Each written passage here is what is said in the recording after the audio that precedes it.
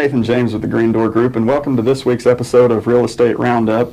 Today we're going to be discussing smart real estate strategies for today's market with our guest and one of our elder agents, Robert Green. Thank you. So, to get us started off, the first question, what advice would you give to home buyers to navigate a multiple offer situation? Multiple offers. Sir. They're fun. Multiple offers they can be fun, they can be discouraging, they can be a lot of things all in one time. You know, as a home buyer, obviously the biggest thing is when you're going into a property that's what they call a hot property, you know, it's well desired, priced well, those kinds of things. You got to make your offer stand out.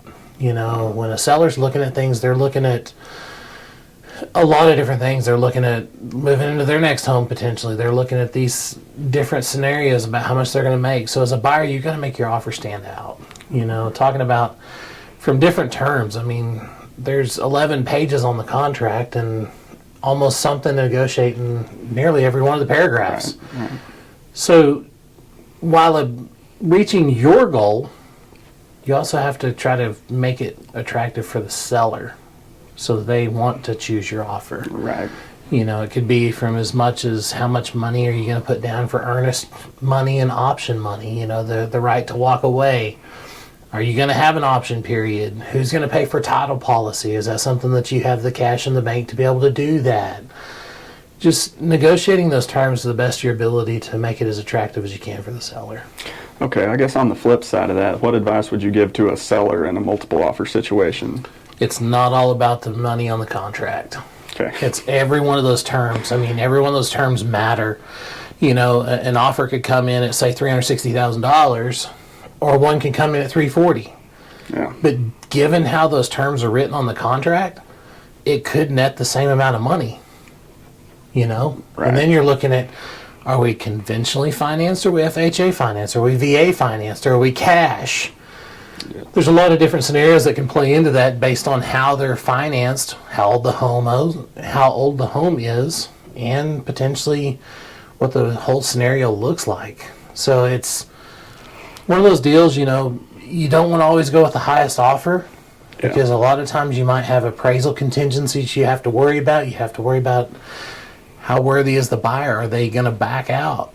You know, you don't want to go through all the effort. You don't want to get in a contract just for them to walk away. Right. So really got to look at analyzing every one of those paragraphs and any attachments to the contract, speaking specifically to the appraisal addendums. Is somebody waiving their right to the appraisal? Or are they willing to make up the difference? Things like that. You know, of course, today we're not in as much of a multiple offer market as we once were, you know, during the COVID days. Yeah. But multiple offers today are kind of starting to get more and more popular again.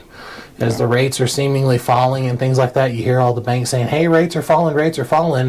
Well, that's encouraging buyers to go out and buy, which now you have more buyers on one property. You only have one house to sell. Right.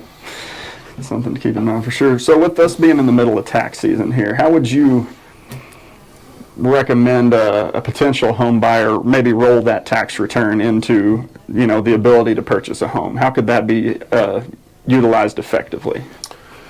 So all of it, I would definitely recommend talking to the lender. You know, I mean, it's verifiable funds, so you can actually utilize it for a home purchase. It can be used as your down payment. It can be used as closing cost help and those kinds of things, but definitely keep your lender in the loop, because the last thing you want to do is have all this money that just shows up randomly and it disqualifies you because you weren't open with the lender. Absolutely. But absolutely utilize that money to purchase a home. You know, use it for down payment and things like that. Sounds good. Well, thank you for joining us today here, and thank you all for joining us on this week's episode of the Real Estate Rundown.